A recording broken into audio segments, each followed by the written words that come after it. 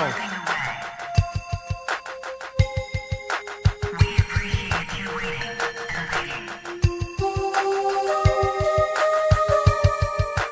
What is it you're waiting for? Do you even know anymore?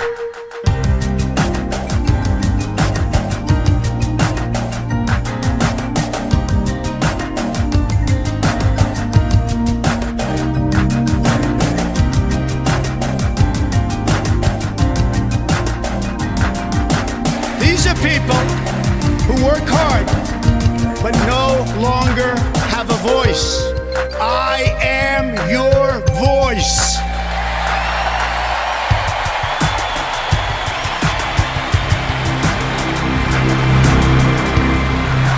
Disconnected. Hello, everybody, and welcome back to a brand new live stream. It's been a while, but we're back officially.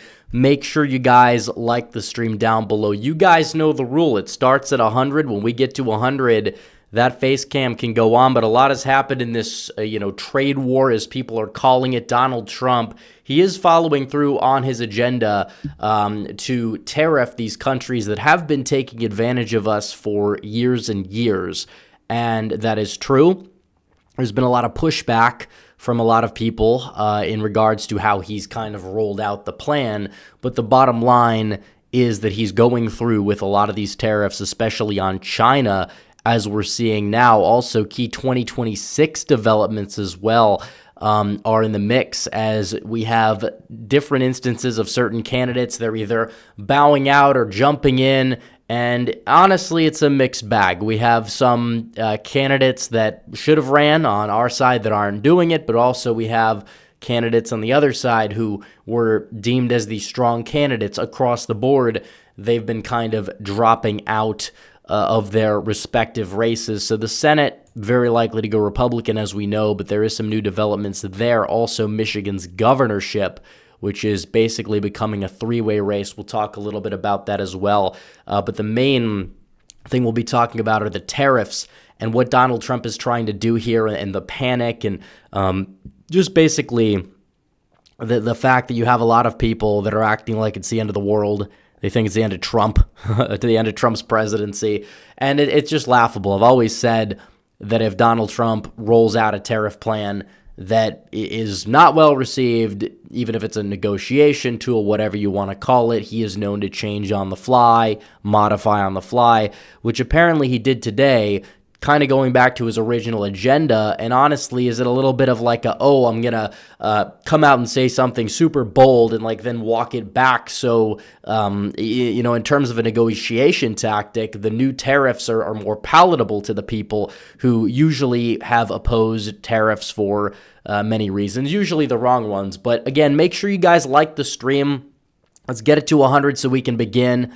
I know we're 3 minutes in or so, but we have a lot of super chats as well. Our goal is 30 super chats, 5 and above, so the teal color and above. We're already to 6 out of 30, so make sure that you guys send in super chats. We'll get to them at some point during the stream. We'll get to all of them, but it is true that we have a goal of 30. We hit the goal. We'll read some of regular chat later on in the stream. So without further ado, we're at 98 likes. There we go. We crossed 100.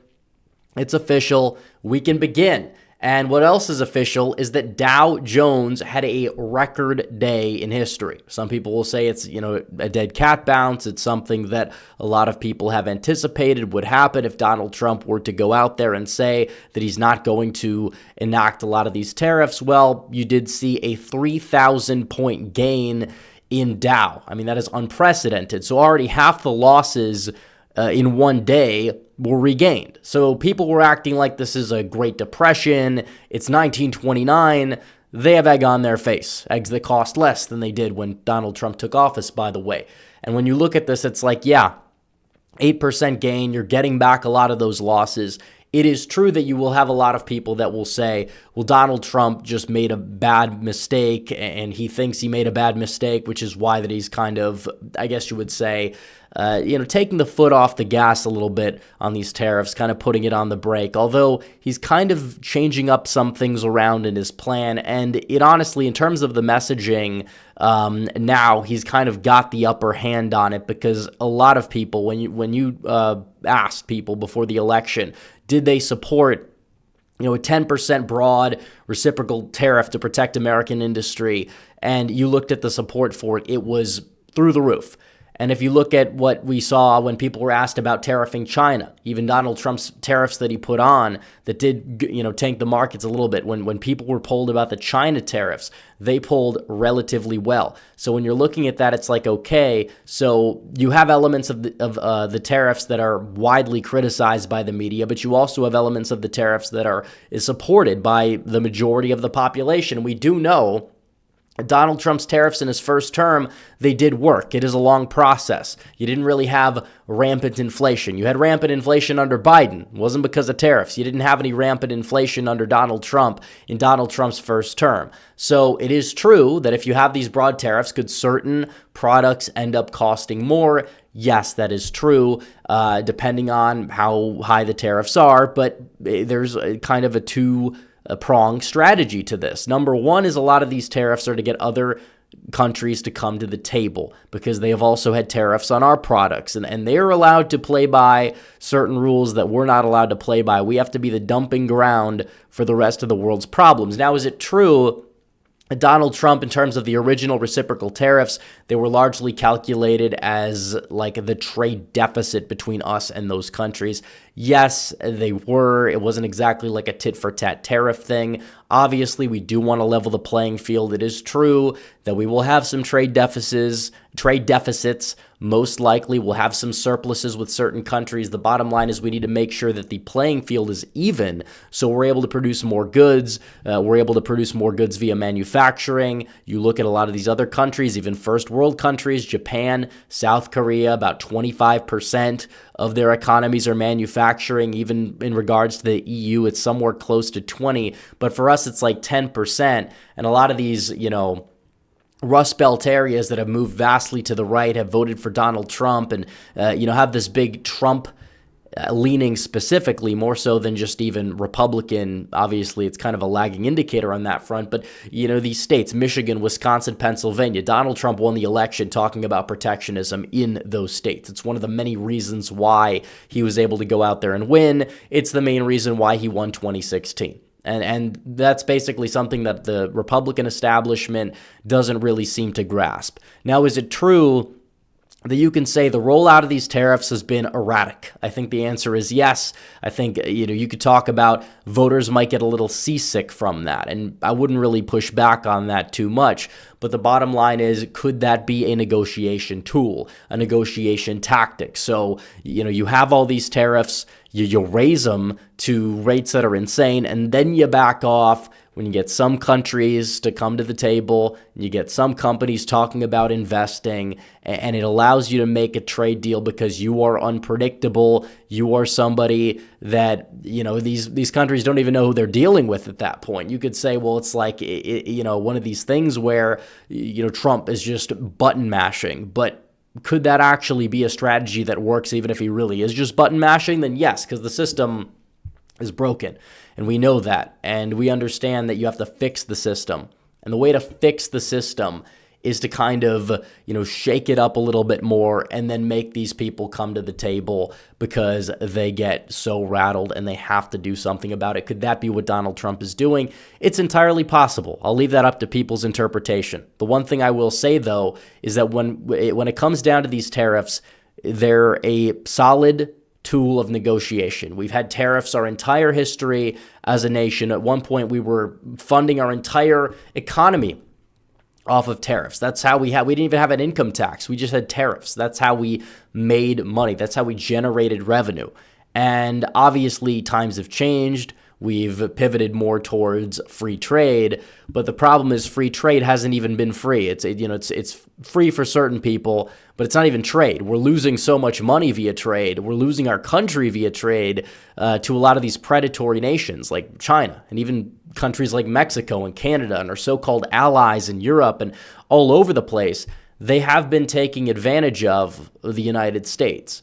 And our system has been set up that is in the benefit of not the American people. So it's broken. It needs to be changed. We need to onshore manufacturing as much as we possibly can. It's not like we can't make an iPhone in America. It's not like we can't make a television in America. Look at Japan's tech industry. I mean, they have robust manufacturing. They manufacture cars there. We don't manufacture as much here because, it's been, it's cheaper to do it in Mexico. It's cheaper to do it in these other countries. And we're not really shipping our products overseas the way that they're shipping products here. And this is something that has kind of hollowed out middle America, the lower middle class, the working class, whatever you want to call it. They're really struggling compared to how they were 50, 60 years ago when you could raise a family on one income. And Donald Trump sees that the American dream, which is, basically that's what it was, it's been lost. And we need some way to get it back, some way to level the playing field. And tariffs, I think, are just one of the many solutions. I think there's many things that you could do on trade differently in order to bring back jobs, level the playing field. Trump's tax plan, the new tax plan with the Made in America tax credits, like those would go a very, very long way. Companies would be forced to invest more in the United States. So, they'd be able to get such tax breaks in the process. And honestly, when it comes down to a lot of these tariffs, they kind of are forcing certain companies over time. It's a slow process to move here. Now, will there be some goods where the price is going to go up? Absolutely. We understand that. If you're going to be buying something that you have a tariff on, that you can't exactly make in America as easily or find a product that's made in America, then you're going to be paying more for that. But again, we've seen the studies, we've crunched the numbers, and it's like this is nothing compared to the inflation we've seen over the past few years. And in terms of balancing it out, we need, more energy. We need to drill more. That part is true. And in terms of the gas prices themselves, because you talk about energy being what drives inflation more so than pretty much anything else, it's like, if we're able to have more energy, then the costs are going to go down. It'll offset certain things. We're going to be able to make products in America once again. And that would be a very good thing. It really would be, because we've gone so far to the point where we've just lost so many manufacturing jobs. Certain communities have been hollowed out. And that's kind of what Donald Trump and his movement spoke to. And it's like we want to be smart about how we do it. That's true. We want to roll them out strategically. I think broad selective tariffs is probably the best way to do it. Donald Trump, on certain countries, it's like a reciprocal tariff. I do support that. 10%, I think, is more than fair across the board. It will at least get countries to come to the table. It's not ridiculously high. It's a strategic move from Trump. And as a result, now that you kind of see Donald Trump finding his footing, and we could talk about what's in the new tariff plan itself, Donald Trump's approval rating, it's stable anyways. We covered that in today's video. But the stock market, which has kind of been, it's kind of been going back and forth. It's kind of been wavering. Still, now it seems as if it's going back up because Donald Trump has a new plan where he's going to be very tough on China. China's markets are really just decimated. And honestly, you could say it's necessary. Where have they exactly been asked to pay reparations for what they did to the United States of America during COVID, to the rest of the world during COVID? We know where it came from. And there's been zero push on China to give some sort of reparation. They should be forced to forgive our debt, basically. Forgive, and pay the tariffs, you name it. And then when it comes down to the reciprocal tariffs, they have been lowered to 10%. Some of them were in the 90s, like Vietnam. And Vietnam wanted to come to the table, so they're not going to probably have to pay anything because they're going to be making a deal. But you had these broad reciprocal tariffs. Some of them were very high. Now it does seem as if they are coming down to 10%, and probably a lot of deals are going to be made with certain countries, and it's going to be zero. So either way, I like the new plan better. I don't know if this was the plan all along. Some people will say, oh, you're just a 40 chess plan truster. You're naive if you think that Donald Trump had any element of strategy here. But it's like, was he actually going to stick with the original plan, or was that just kind of like to go out there and say, yeah, I'm capable of doing this. You don't want to mess with me. You want to make deals. And then he's kind of just backing off and lowering it, in part because, yeah, the markets are not reacting too well to it. Donald Trump himself admitted that as being one of the reasons why he's doing it. But regardless, it's like this is more of like his original agenda anyways, to the point where you can't exactly be too mad about it. You can't. Like, I'm not going to say, oh, well, you know, he should have the highest tariffs possible across the board. Well, I think on China, you're going to need a very high tariff because they have been taking advantage of us. And they were so close to making a deal on trade before COVID hit. And if you did have a trade deal with China that would have been, you know, negotiated at that point, well, it's like, okay, you know, Donald Trump, we already understand he would have won big if COVID never happened. But it is true that threw a wrench in certain things. And now we're kind of going back to where we were in 2019 with the tariffs, where you still had a great amount of, you know, economic growth for the time being. You had a very robust economy during Donald Trump that got significantly better under Donald Trump's watch. And are we going back to that? Well, you look at the jobs reports, you look at some of these tariffs, and it's like it's going to be a long process. There might be some short-term pain, but it's a manageable short-term pain, especially regarding the new, you know, tariff plan. Now, it's always been a negotiation tactic in part. It's kind of what it is. Trump loves using these tariffs to negotiate, and he loves being unpredictable, even if it's going to shake up his image. And that's kind of been one of his superpowers in getting a lot of these nations and getting a lot of people in any situation to come to the table. You could talk about the art of the deal. This is the art of the deal in action, even if it's completely just button mashing. So that's my main takeaway from that. So we have Dow at having a record day. The futures are doing well across the board. We'll see if this continues. We do understand that there are these new tariffs. They're kind of modified, and that's true. So I'm going to have a quick water break, and then we're going to get to the second segment, and then we're going to get to Super Chats, which, by the way, guys, if you have not sent in a Super Chat, feel free. $5 and above Super Chats help us get to our goal of 30. We're making good progress on that goal as we speak. So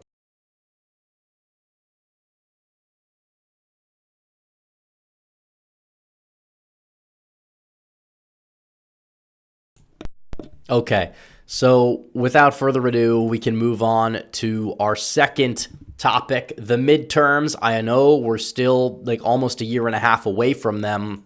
We have a long time to go. All of that is technically true, but we do have a lot of updates for the 2026 midterms that I feel like we should get to.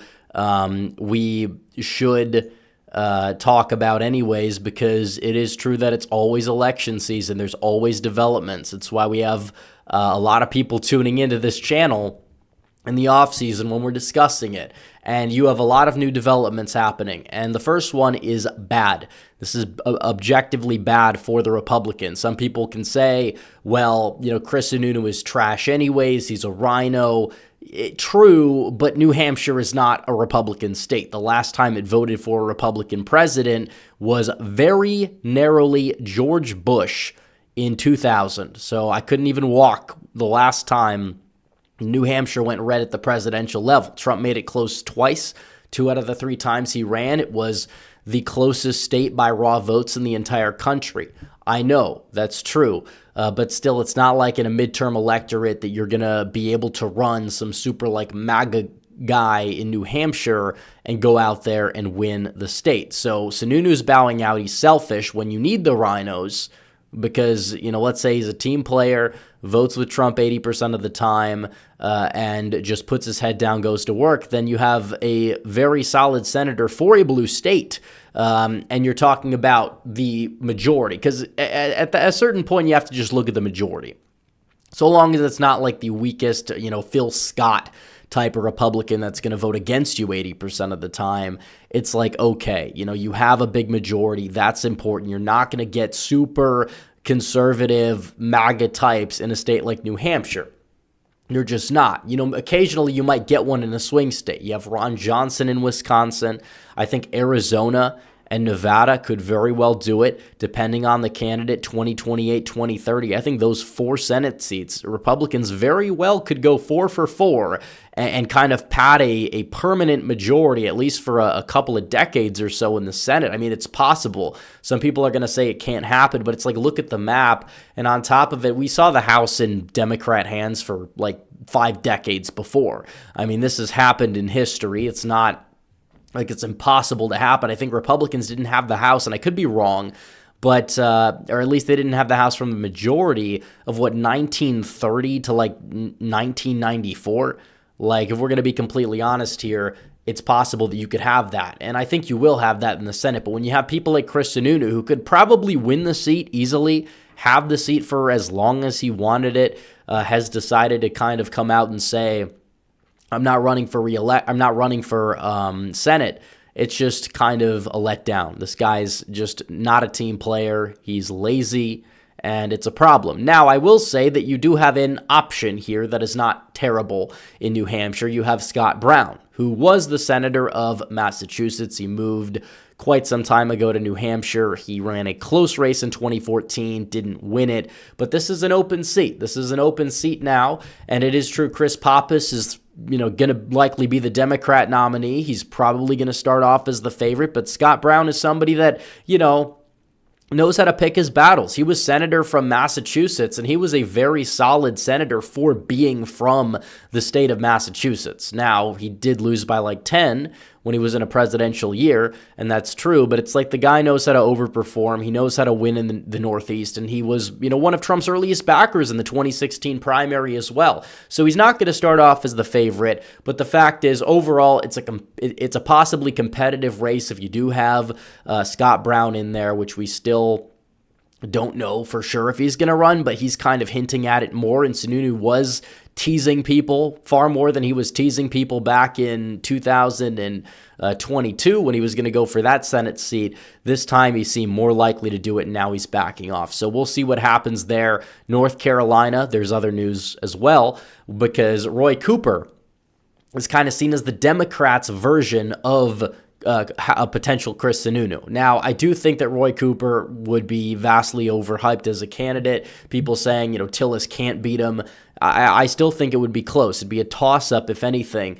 But you have him possibly not running because Wiley Nickel, who he's very close with, has decided to jump in the race all of a sudden. So the fact is that you probably don't see Roy Cooper running for Senate if you have like one of his best friends in the state party deciding to go for it. Now, if Cooper does go for it, you're still going to have a very competitive primary between those two. So either way, it's kind of like a win-win. You'll have a divided, fractured sort of party. Also, not listed here, Ken Paxton going for Senate in Texas. We love to see it, a primary challenge that could possibly win and pay off, and that is definitely a key race to watch. The primary is going to be one of the first primaries in the nation. That's going to be in March of 2020 or 2026.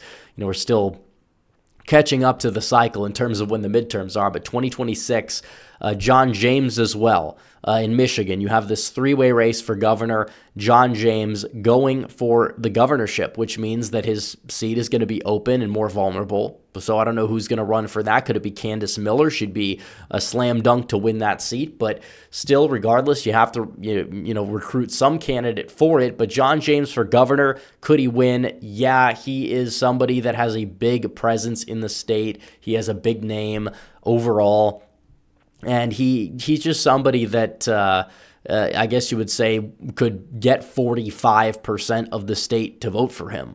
Even being in a midterm year, he was one of the biggest overperformers in the 2022 midterm. So when you look at that, it's like, okay, John James for governor, he did lose 2 statewide offices, but to be fair, 2018 against Stabenow, that, no Republican was going to win that race. He put up a hell of a fight, better than a lot of people expected, despite not really anybody knowing who he was. And then come 2020, it's a long time ago, he ran for Senate and did outperform Trump by like 1% in the state on the same ballot. So either way, you look at that and it's like John James is somebody that has overperformed. He can do it again. And if you have a three-way race where you have Mike Duggan taking votes away from the Democrat, and there's been bad blood there, like he's not like it doesn't really seem like he's considering, joining forces or endorsing the Democrats. Because if he was going to be the Democrat nominee, I would just say, okay, that's not a winnable race. And I don't think John James would even bother going for it. He'd run for re-election because Duggan would probably, if he was the Democrat nominee, if he got through a primary, he probably would win easily. But for some reason, he's just decided not to. I don't know all the bad blood behind the scenes, but what we do know is it's going to make it vulnerable for the Democrats in the state of Michigan, also for the Senate race there. No new developments, but we don't know how that's going to shake out. But that being an open seat is not good for the Democrats. You want to say Michigan's lean Democrat in the Senate race, and New Hampshire's lean Democrat, fine. I think North Carolina, you could say, is toss up to lean Republican. Maine is lean Republican, if not more than that, because there's really no strong candidate that I see facing Collins. Even if Janet Mills went for it, I don't even know if she'd be able to win. She probably would lose. I don't think she's going to go for it at her, age of 77. So it's like the Democrats overall are just dropping the ball in a lot of these races. Now, they'll win these special elections, that's true, and they still have a favorable environment for the midterms to an extent, to the point where they're not going to get rolled over, assuming, it depends on the turnout for sure, but regardless, it's like we know how these things go. But if you have like a 2022 style electorate, yeah, it's very possible Republicans could go out there and win the House, hold the House, expand their majority in the Senate, just because of how these states are kind of mapped out. Now, it does kind of, I guess you would say, speak to the effectiveness of a lot of these state parties in a lot of cases, because it's like, yeah, Michigan, Donald Trump can basically just be a one-man turnout machine. We know that. But the state party in Michigan in like an off-year election, they're not really good, but they are improving a lot under the new leadership, so we do have that technically going for us, so we'll see what happens. But regardless, like you see it in Wisconsin, not a competent state party overall. Some of these races have had, candidate quality issues. We saw that in Florida. Campaign quality issues. We kind of saw that in Wisconsin. And it's like Elon Musk coming at the last minute in that race, just supercharged turnout for the opposition. It didn't do anything to help Brad Schimmel because all that money cannot effectively be spent in a week. If he started spending that money early on, then you probably wouldn't have energized the left at the last minute, and you probably would have spent it more efficiently, more effectively, and it could have been a much different race. And also, we understand how these things go. They're abortion referendums. It's a problem for Republicans. It really is. And you have a court in Wisconsin. They're not ruling on these issues. They won't rule on abortion because they want to dangle it like a carrot over people's heads, which technically you could say is like benefiting the total like abortion rate in Wisconsin, like it's lower because of it, whatever, but it's still technically legal there. We understand that, and it's not going anywhere, to the point where if they did rule on it or put like a constitutional amendment, then these races would go very different. We kind of see that in Michigan, and Michigan moved to the right in 2024 by much more than Wisconsin did. Wisconsin moved right by like 1.5 points. Michigan did it by like 4. And there's many reasons for that. Obviously, the Muslim vote collapsing for the Democrats played a major role. Wisconsin is an older, whiter, more stubborn state when it comes to voting. But still, it's like, that's just the way these things go. We need people voting. There is a problem.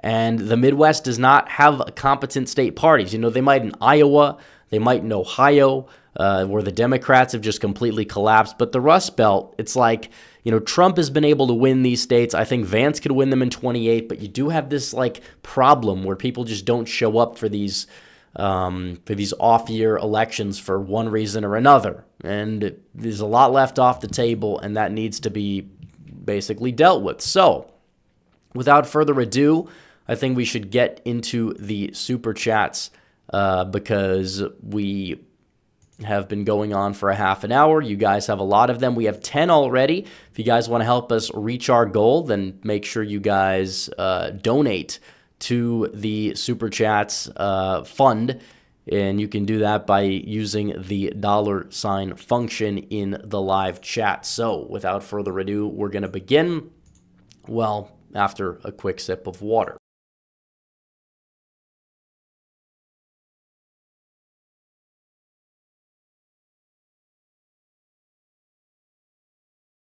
Okay, so starting us off today is Johnny Heartdog for 5, saying not to repeat what Q always used to say, but we need to trust the plan on this one. Donald Trump knows a thing or two about economics. Well, is it about trusting the plan? I don't know what the plan originally was, but I will say that overall, I voted for tariffs. I voted for protectionist policy. I voted to revive the American dream. These are things that we need to prioritize, and I'm glad Donald Trump is following through with his promises. Do I think that some of the rollout has been erratic? Yes. Do I think that it could have been intentionally erratic? It's entirely possible. So whether it's trusting the plan or not trusting the plan, I guess this is another classic case of nothing ever happens. So we'll see. We'll see what happens. But overall, I agree with the tariffs. I think that Donald Trump is probably the only president that I've had in my lifetime that has actually followed through with the agenda that they have. And he's done that effectively throughout his first term. He did it effectively throughout his second term. So far, he's doing it effectively.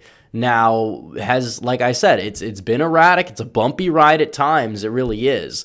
But Donald Trump, again, you have somebody who is now enacting his original plan. The markets are going up again. So, it's just one of those things where the plan trusters are winning to an extent.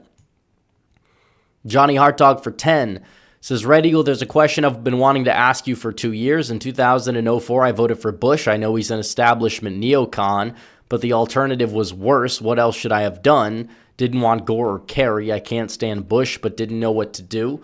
Same goes for Romney in 08, him or Obama. Well, Romney was in 12. McCain was in 08. I always felt horrible, but what else could I have done? It always bothered me. Well, I'm not going to blame you for voting for John McCain over Obama. I'm also not going to say that you are a horrible rhino for wanting to abstain from that election back in the day, because the Republican Party didn't give people a reason to vote for them. And obviously polarization was not as bad back then. I'm not saying there weren't crazy elements on the left that weren't growing, but it's like you had a lot of problems on the right. I mean, the Republican Party was just the party of Wall Street. It was the party of the defense contractors, the warmongers, and Donald Trump is somebody, the Tea Party, I guess you would say, it kind of started to gain this energy, but Donald Trump kind of took that energy and combined it with some elements of like paleoconservatism and the approach to trade and foreign policy and various other elements. And even though he kind of leaned away from certain social conservative elements, which arguably helped him electorally, but still, when it comes to him in practice, the old guard is gone. They're done for. They're completely done. And in fact, Donald Trump has done more to enact the social conservative agenda that these so-called principled conservatives or whatever would talk about, but they never actually enacted. What did these people conserve? What did George Bush conserve? He couldn't even pass the what's it called? He couldn't even pass the gay marriage constitutional amendment that had widespread support at the time. And now you look at what's happening. You have this slippery slope.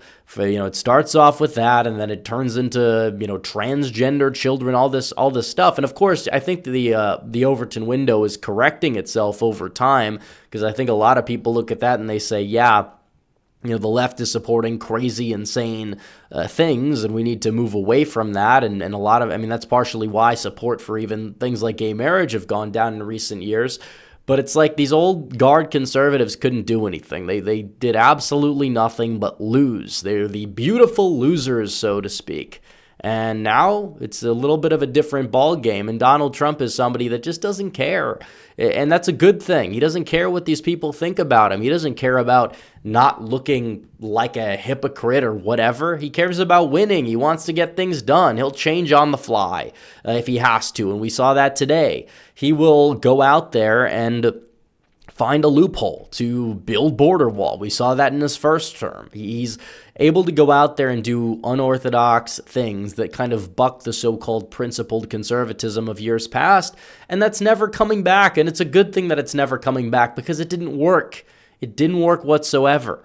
You could talk about, free trade. Where is free trade, this unfettered free trade in particular, gotten us? It even hasn't been free trade. We're not even making anything off of trade. That's kind of a major issue, and that changed over time because of the horrible trade deals that we've seen, from NAFTA to all these other things that were supported by, plenty of people on both the left and the right. It's been a major disaster. But the realignment has really kind of just put the Republican Party where it needs to be. Of course, there's a lot of rhinos that need to go. I get that, but it has more of an America first style of approach to it that is sensible, that is common sense, and that's because of Donald Trump, and hopefully will revive that American dream.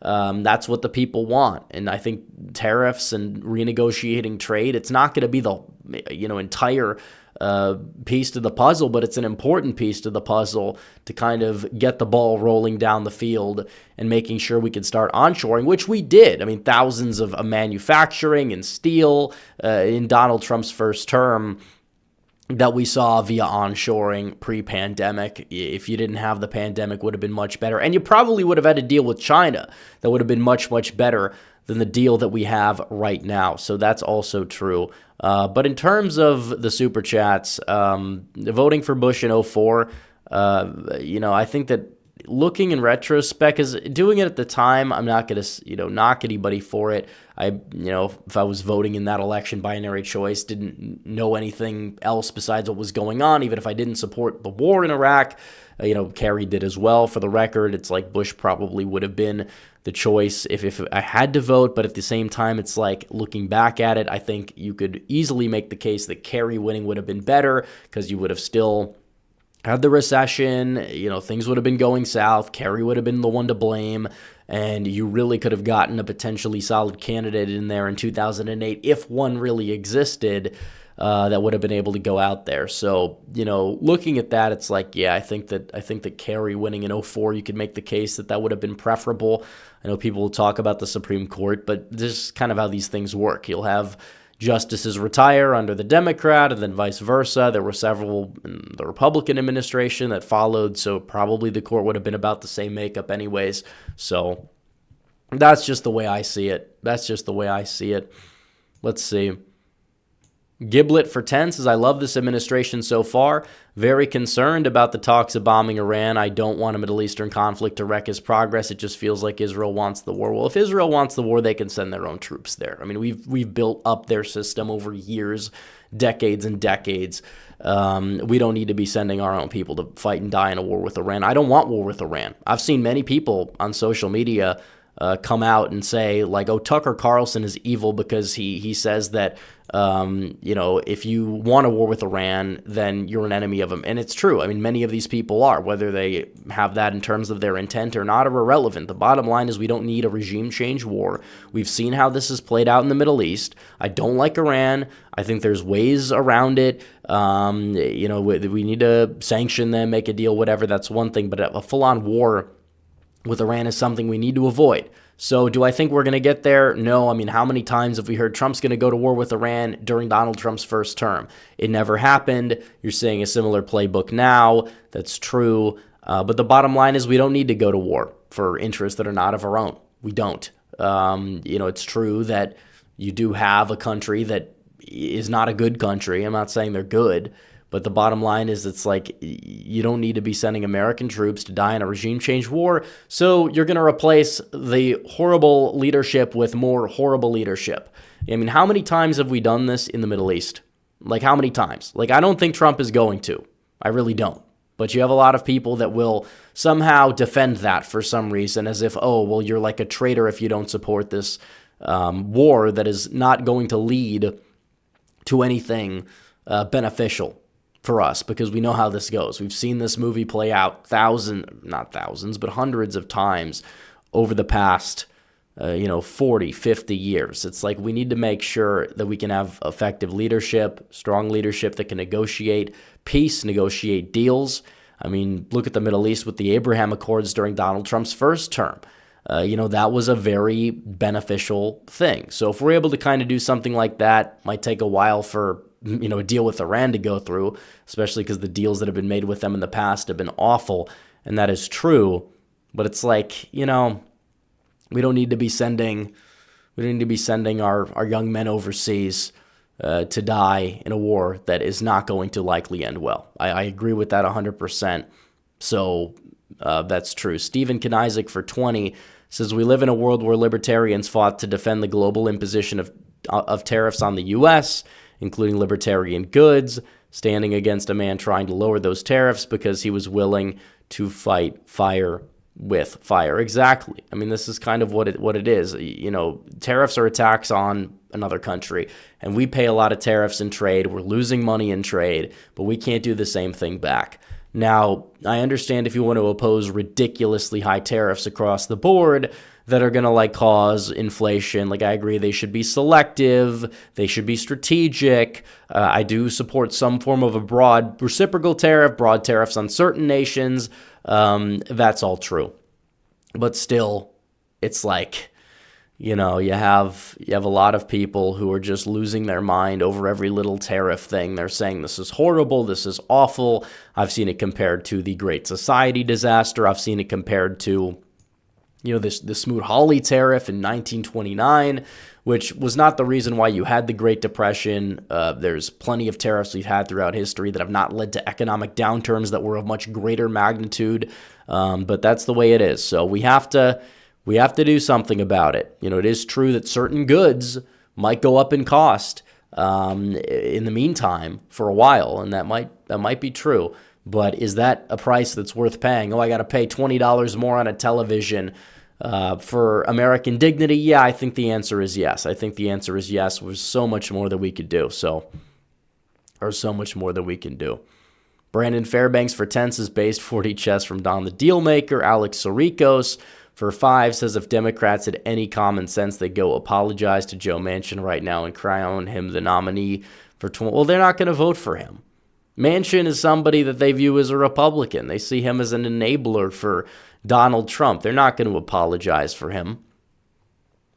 There's no way. Rye Guy 1218 says we should do a full court press on China. Well, that's what Trump is doing, and I think that it's a good thing that he's doing that. So, Sean Jaramillo says, do you like anyone for Kansas as governor? I don't have a take on that. Now, Schmidt could go for it again. He probably would win if he runs a better campaign. It's an open seat. I like Chris Kobach a lot. I just would rather he runs for re-election because we've seen how he can kind of be some sort of electoral liability in the past for one reason or another, but he's great where he is, and hopefully he wins re-election by quite a bit too. So we'll see what happens in terms of Kansas, but I think we're going to probably flip back Kansas in 2026.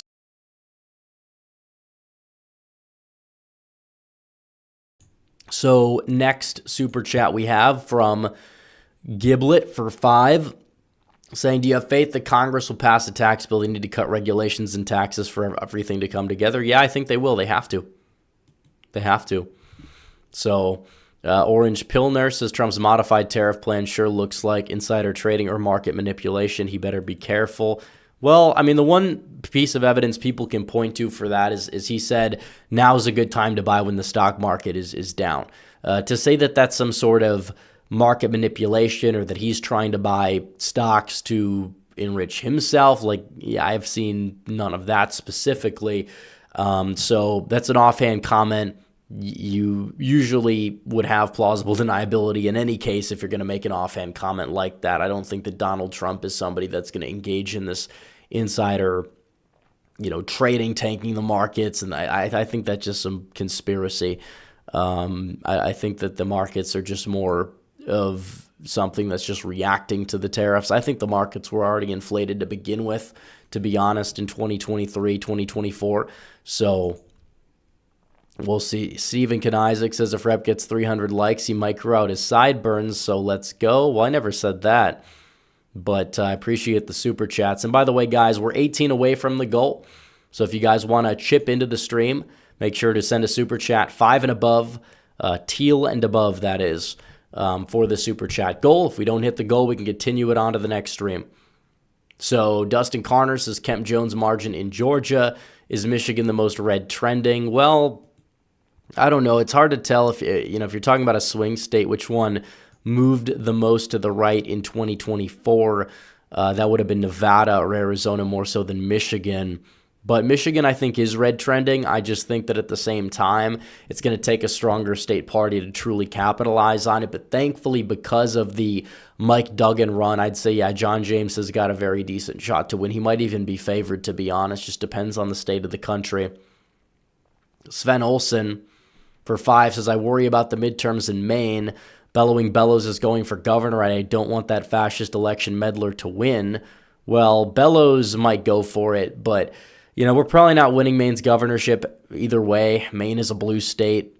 Jared Golden, I hope he runs for it. He runs as a Democrat even. He's probably the best that we realistically could have for Maine, and what it would do is open up his seat, and also he wouldn't be the one going against Collins, so you're able to kind of hold the Senate, flip the House seat, and then have a blue, I wouldn't even say blue dog, but he's like probably the most, close to that they have in the Democrat House. I mean, even then he's still, still on the left, but he's probably like the most moderate Democrat in the House, if one is even to exist.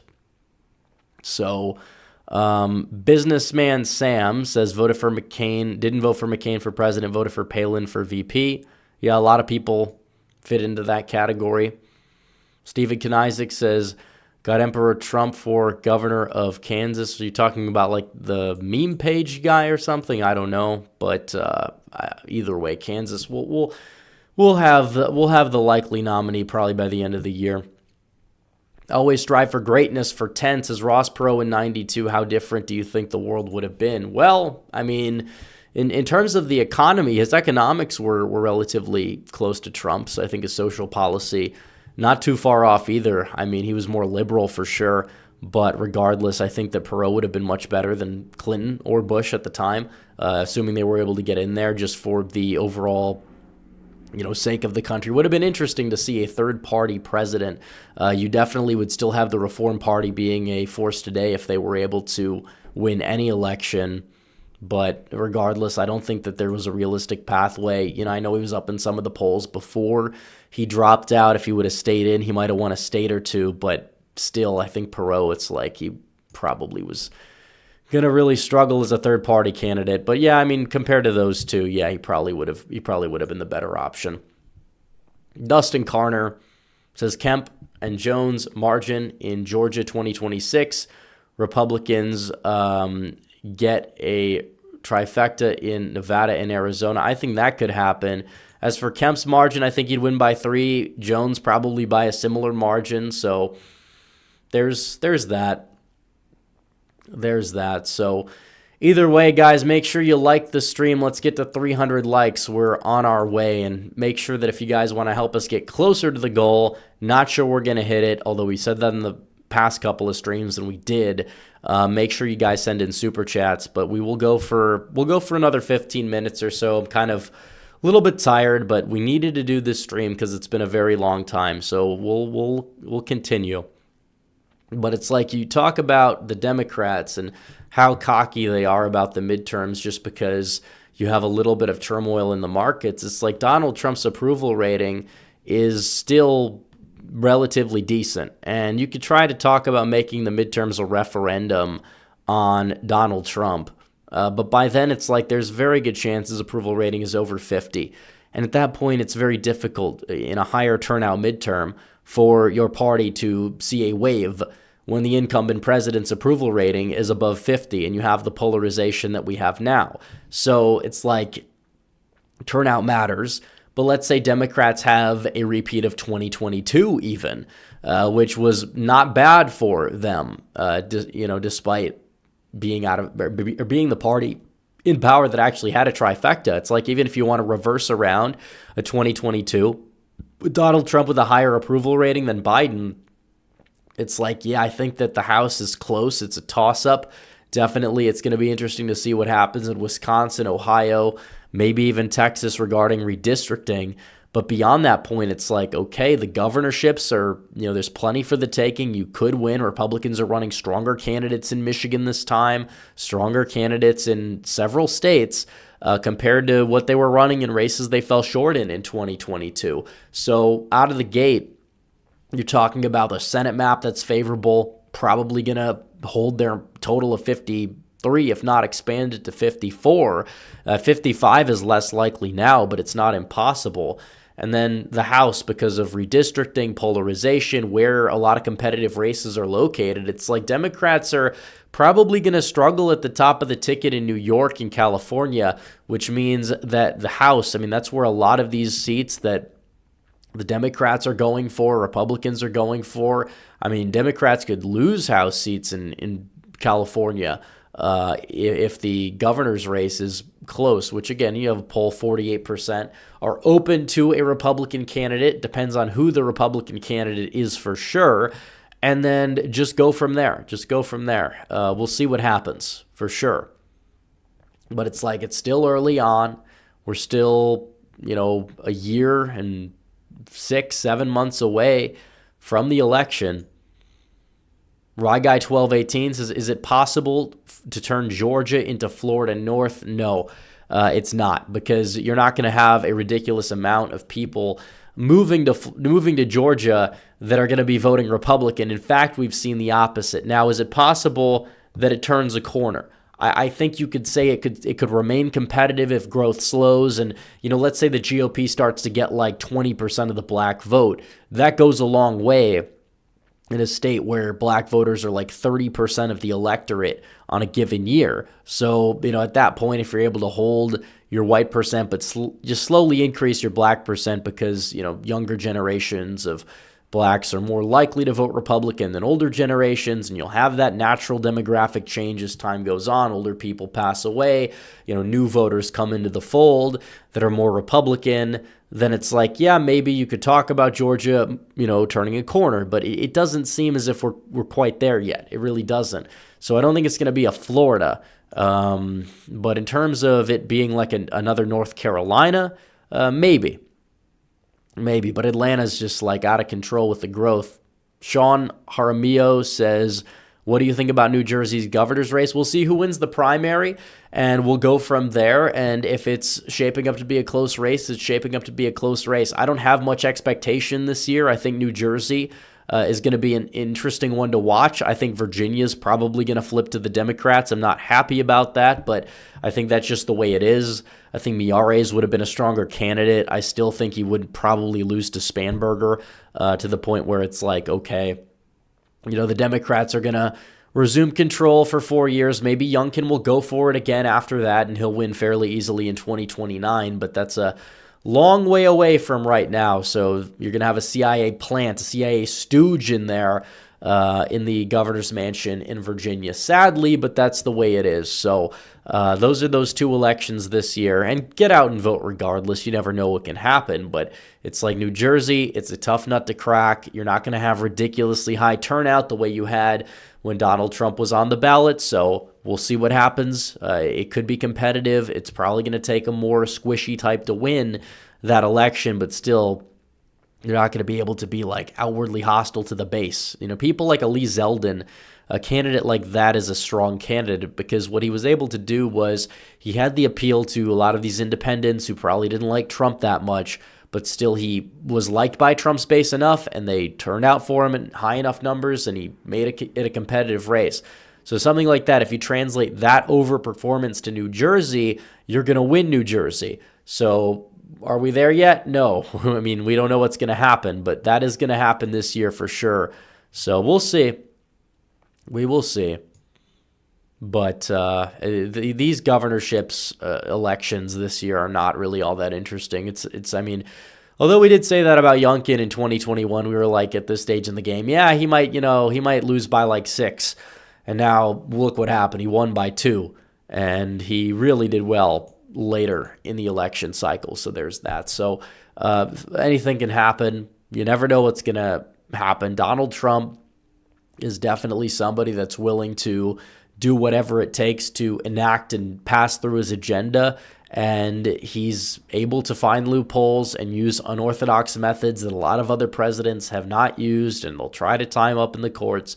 But if he enacts his agenda, we're talking about more deportations than we're getting right now. We're talking about more drilling than we're getting right now. I know it's a long process. You're still in that honeymoon phase. There are things that he's doing. He's doing great with these protectionist stances, even though the rollout's been a bit shaky. And some people are kind of like scratching their heads. The end outcome result so far is his original agenda, and you have the market on the upswing again. So who knows what the strategy was with that. But regardless, it does seem as if trade, that's a big piece of his agenda. He's working on that trade, the economic protectionism, economic nationalism, trying to get through the new tax bill, which is going to be good. And then you have immigration. He's done great with the border so far. I'd like to see more deportations, though. I think everybody does. And that's going to be important. And it's true. A lot of these people, the old app, and this is really cool that I found this out, the old app they were using to like give blanket amnesty to all these like Haitian migrants, the same app is going to be used to help illegal aliens self-deport, which is something that is good. And, I know it's like the Mitt Romney thing, self-deport, whatever, but it is true. You deport 1 million to 2 million people, and then you'll, in a short amount of time, of course, you'll see the rest just go home willingly. That's how these things work. So I get it. They're trying to prioritize the criminals. They just need to prioritize deporting every illegal. That's the DEI that I can get behind and go from there. And I think they will. I think they'll get, they're getting it together to an extent. It just takes time for sure. And of course, the media cycle is, going to focus and hyper-focus in on some of these things that are, I guess you would say, the question marks regarding the trade war or whatnot. But still, either way, I think that the end game of the tariffs is going to be solid. So Maryland Degatti 83 says, why do I hear car sounds in the back? Well, because somebody outside is doing something. I don't know. I don't have complete sound insulation. If you have some car alarm thing going off, it's what you have. It's not mine. So it is what it is. Or actually, I think that was a train. It could have been a train sound, believe it or not. But it's not a car to begin with, but I can't control that. The outdoors are the outdoors. What can I say? So that's the way it goes. So we've been live for about an hour. We have not hit our goal. Once again, this will be the last call for Super Chats. We can look in regular chat a little bit because it is true that we could lower the goal to 15, to be honest. We'll get the rest the next stream. But Sven Olsen says, if Nick Freitas were to win the Republican nation for governor of Virginia, what would his chances be against Spanberger? He'd be a good candidate. I think he could win. To be honest, I think he could win. Very intelligent guy. Does seem as if he has the optics that could win in Virginia. So, yeah. One more. We'll do one more. We'll get to 15 and we'll look at regular chat. That's the modified goal for the show. So.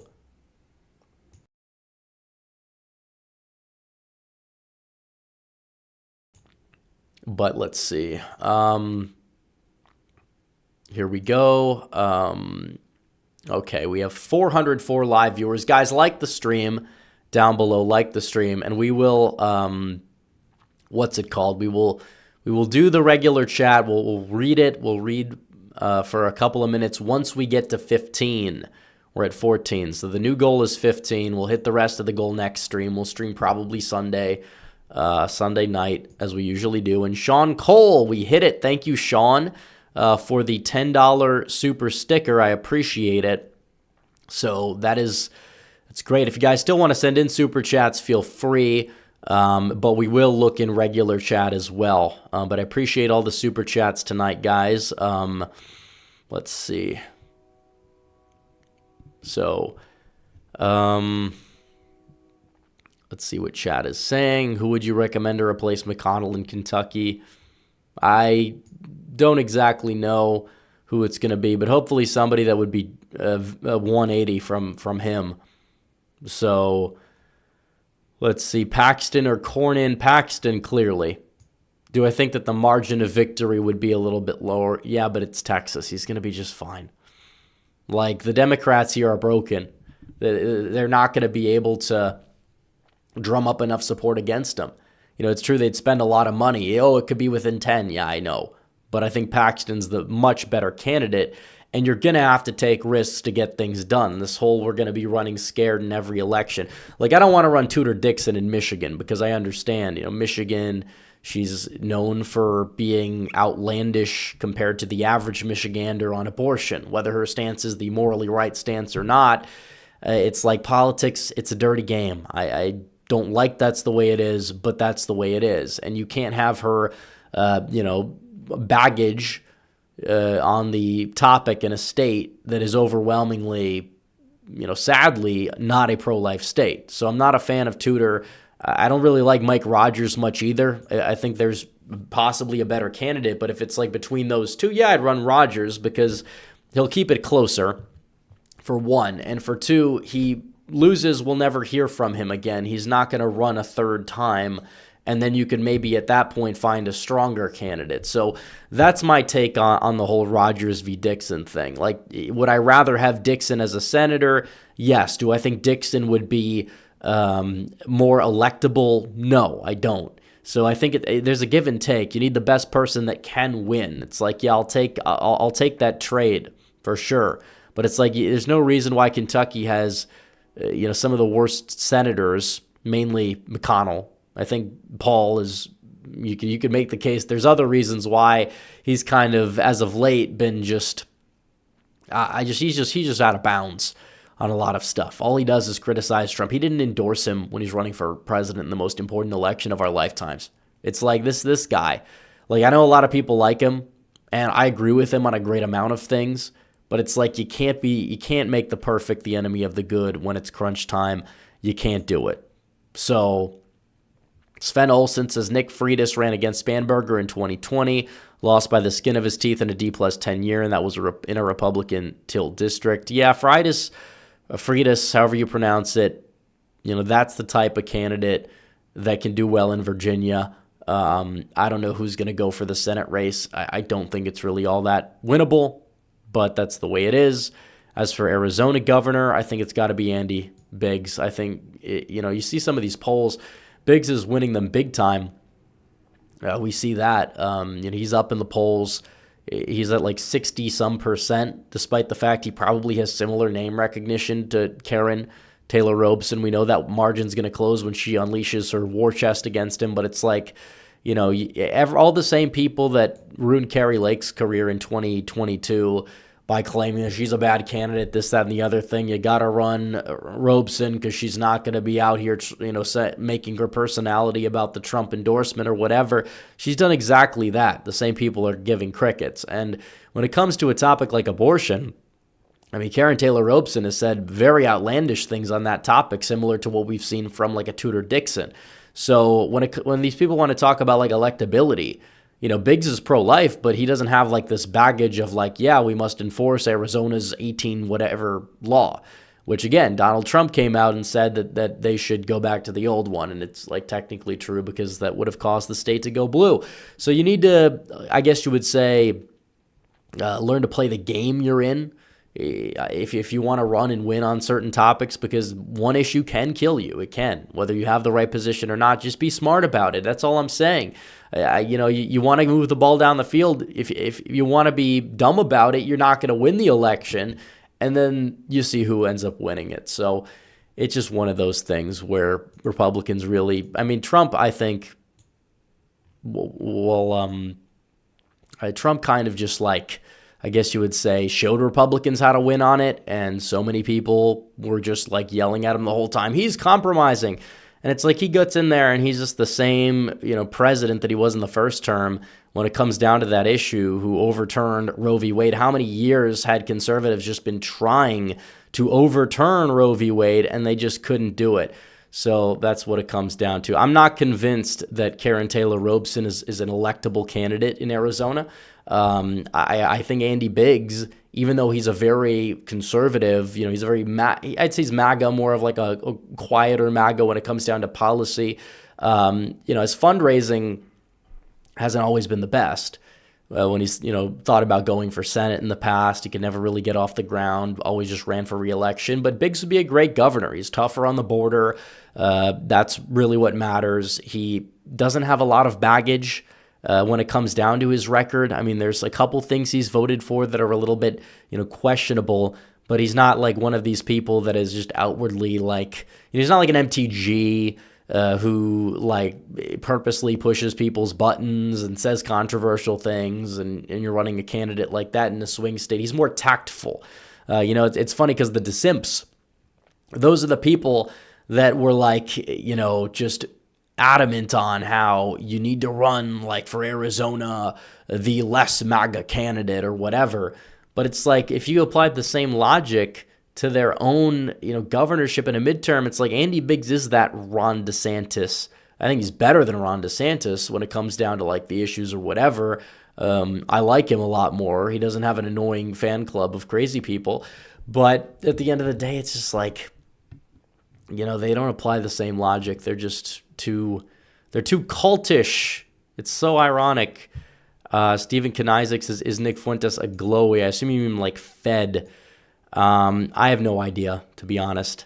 You have people that they'll make those claims because like he's talking outside the Capitol saying to, go in or whatever, and didn't get any charges, which is a little bit suspect. So I don't know. I read that as Nick Freitas for a second because that's the guy that everybody was talking about from Virginia. But being a Fed, I mean, you could make the case. I don't know if that's the answer or not, but people will make the case. I'll say that. But regardless, it's like, why is everyone saying R.I.P. Wisconsin?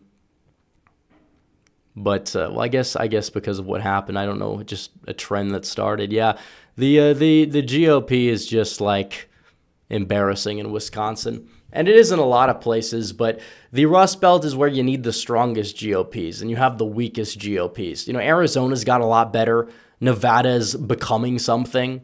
Pennsylvania, you're doing better in the registration data. It's not translating to actual, like, dominance when Trump's not on the ballot, but it is moving to the right, and there is a lot of room to grow, which is a good sign in Pennsylvania. And Republicans in these states, they do need to go to these places where they don't usually win.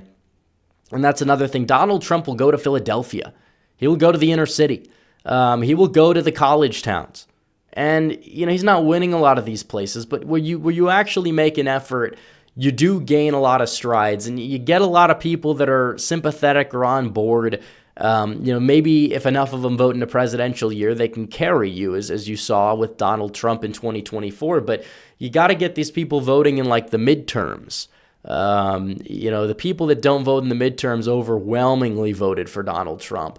And Trump probably would have come close to winning with the midterm electorate in most states anyways. So it's like, yeah. Sean Jaramillo says, do you think gay marriage gets overturned? Well, I think that Bergefell v. Hodges should get overturned, and I think it will get overturned at some point. And no, I don't think it's going to be like an electoral Roe v. Wade sort of thing, because most states are already going to have, legal gay, quote-unquote, marriage or, civil unions in the case of the states that might not, already in law. I mean, it's something that it's just one of those things where to go back to the states, and then maybe in certain states you could talk about civil unions. I think that's like the compromise. I don't think that people, it's kind of like the pendulum shift. I think you're going to see it on a lot of different topics over the next decade. I think weed is another one, because everybody wants to vote to legalize weed because it's like, oh, it's a plant, whatever. We're not going to be, people. I think most people understand that it makes people lazy, or it's just the culture, whatever. I think a lot of people hate it, even if they're voting for it.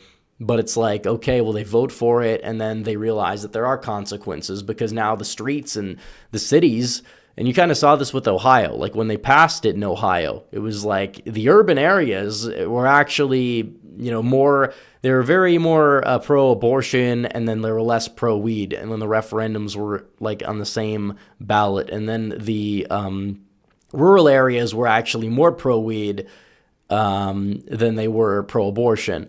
So when you look at that, it's just kind of like, I think there's going to be a pendulum shift on that topic. I don't think it's going to necessarily go back to being like illegal, but I think that there will be like public bans or something of that nature, where you do see the public perception on a topic shift back. Just generational thing. That was kind of like a big millennial craze, and to a certain extent boomers, including some boomers on the right. But you have different generations that are going to impact the electorate in the future for sure. And there's different issues that become more pressing that are going to have to be tackled and answered to by Republicans, that or they're going to not be able to win elections. So that's really what it is. But it's like, are you going to be able to overturn a Obergefell and like ban gay marriage nationwide anytime soon? Probably not. But do I think there's possibly a day where you could actually get there, where the public perception is going to turn on it? It's gonna settle itself somewhere. It's not an issue where a lot of people talk about, but it is true that it has been that dam that broke. For the people in chat who might not really understand why you'd be opposed to something like that, they talk about slippery slopes as a fallacy. That was the dam that broke. A lot of people were like, marriage, whatever, which again, I think it's a bad precedent to set. You're, saying that, two people cohabitating, doing X, Y, and Z in their bedrooms is something that can constitute a marriage. Well, where do you draw the line? Polygamy? Polygamy is biblical. You could make the case. I'm not saying that it's true or that it's holds up with the New Testament, but polygamy's been going on for thousands of years. They say victimless crimes. Why not polygamy by that logic? Why is polygamy illegal? But gay marriage is technically, that's completely fine according to these people. It's just like one of those things where it's kind of a dead issue. I'm not telling people that Republicans should run on that if they're running in a swing race, but the fact is that when you had that in place, then it goes to the transgender insanity. Then you get pride parades, then you get Pride Month, then you get all this annoying nonsense. And, it's like you could add civil unions, you could add the same rights. Remember, it was just like, we want the same rights. And it's like, okay, whatever. And then it went to that, and then it went to that, and then it went to that, and then who knows what it could lead to. So I do think that the Overton window in the normie sphere is shifting, partially thanks to younger Zoomers being a little bit more edgy, and that's kind of correcting a lot of the over liberal aspects of society that we gained thanks to the millennials and maybe some of the older Zoomers or Zillennials or whatever you want to call them, but it's just one of those things. So let's see. Someone says, start outlawing shit is where I go back to the libertarian. Well, the argument I see with these people is everybody must be left to their own devices. No state that's like allowed to do anything except, I guess you would say, ban things that violate the non-aggression principle. But it's like, here's the deal. You have a lot of things that are outwardly harmful. Do you support the legalization of heroin? Do you support the legalization of cocaine? Do you support the legalization of X, Y, and Z?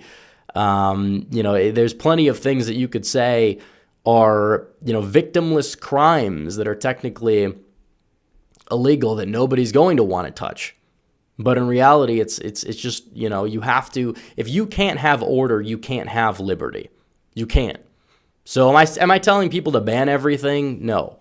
But you had many things that were not a thing for a very, very long time, and society functioned just fine. You had less of a bureaucracy, actually. You had less of a deep state. You had less of a, I guess you would say, surveillance state even. So I would gladly trade the Patriot Act for, going back to 2011 Democrats' stances on a topic like gay marriage. So that's the way I see it. Ash K2 says, new poll shows Trump support among Gen Z has cratered. Should have waited until the Switch 2 is released. Also, thoughts on deporting U.S. citizens. Well, I will tell this about the crosstabs of polls. You can't overlook into them. We saw some polls that showed Donald Trump doing the best among Zoomers, and some polls showed that as his worst, weakest demographic. I think that, in terms of his approval among Gen Z, it's probably around where it was, 2 months ago, 3 months ago. Maybe it dropped just like it dropped with all age groups or whatever. That's normal, but I don't think it's cratered. As for the Switch, I don't think it has anything to do with it. The people who play the Nintendo Switch are mostly liberal anyways. It's funny, you see Harry Sisson going out there whining about the Switch. It's like that's the key demographic. If anything, it's a tax on liberals with that. So I don't think it's that. As for deporting U.S. citizens, it's just not going to happen. It's not realistic. People can talk about it, they can meme about it. Yeah, it's just not one of these things that's going to happen. So 2028 Republicans should gain ground on women, and Roe v. Wade would have been gone for 6 years. I do think it's going to normalize itself. I do. It's also up to the pro-life movement if they actually want to enact some common sense restriction to start doing it effectively instead of trying to, spend political capital attacking Republicans who are just trying to win an election and be as pro-life as they possibly can, like you see with Donald Trump. So it's like, there's a lot of grifters in the pro-life Inc. movement. I'm not talking about the rank and file, but you have a lot of people, it's an industry. It is. Just like I'm pro-gun, but the NRA is not exactly, first of all, they're not exactly pro-gun, and second of all, I don't think they've exactly done much other than serve as controlled opposition besides donating to candidates who also support those measures anyways. So yeah, I mean, in the primaries in particular, they've been awful. So, let's see.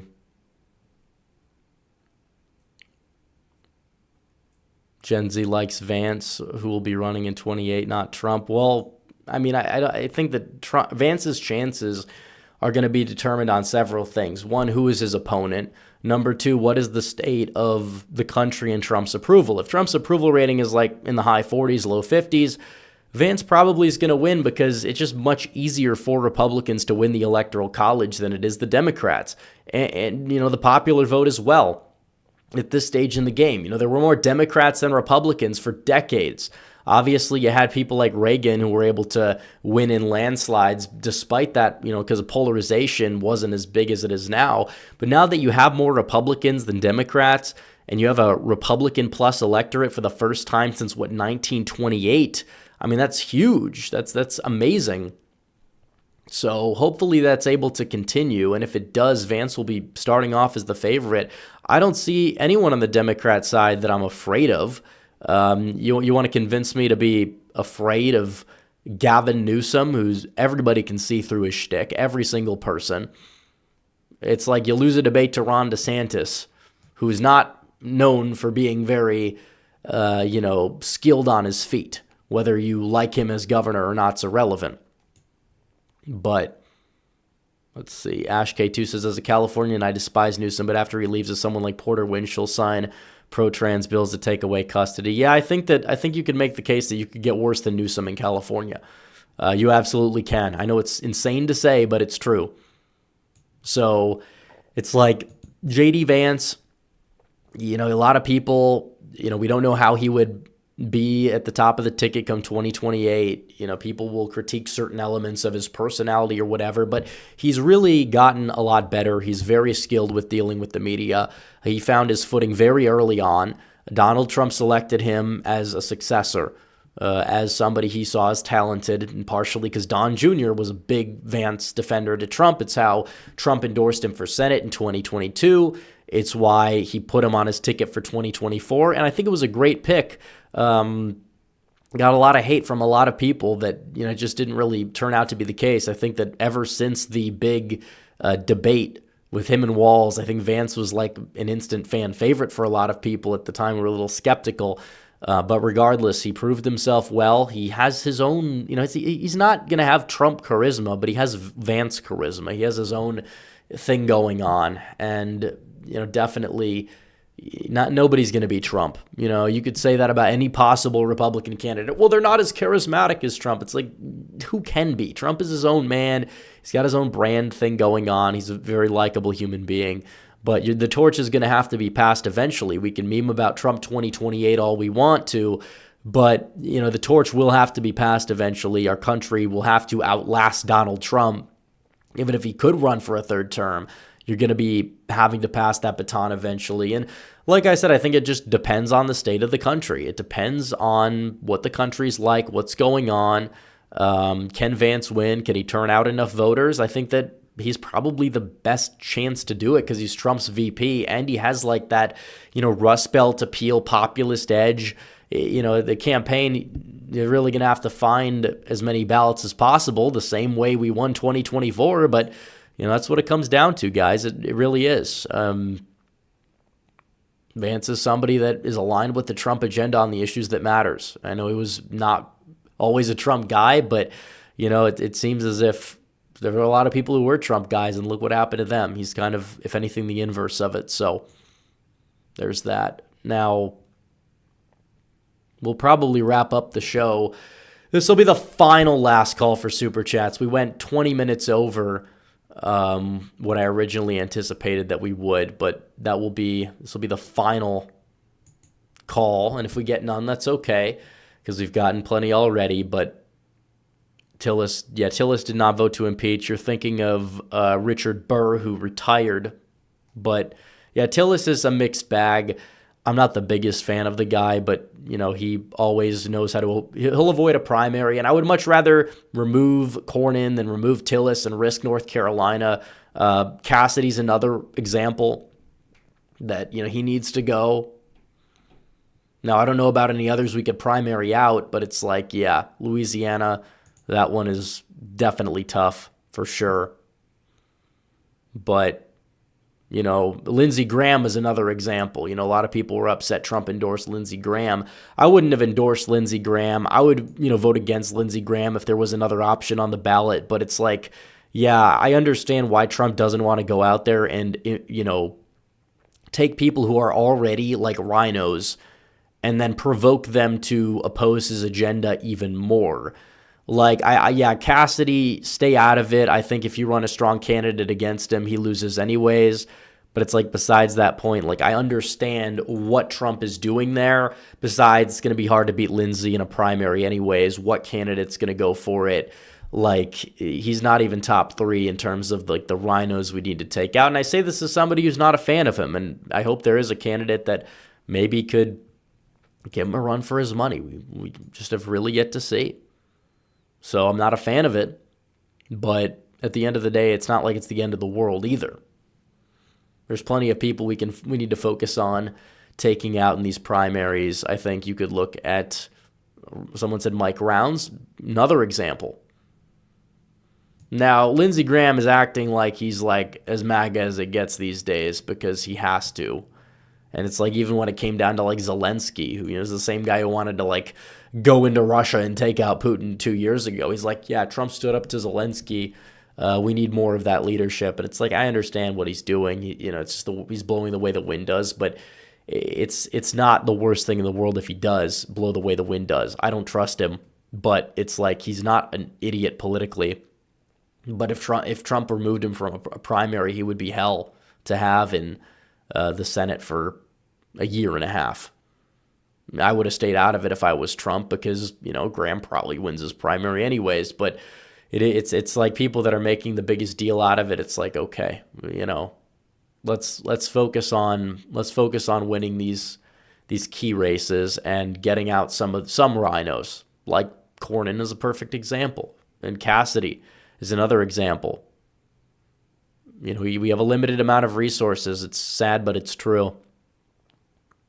So let's see. I think that's it for Super Chats. I think we're going to wrap it up, guys. So thanks for watching. Make sure you guys like the stream down below. Subscribe to the channel. Hit the bell for notifications so you never miss another video or stream. Follow me on social media. The links are all in the description down below. And I will see you guys in the next one. Red Eagle out.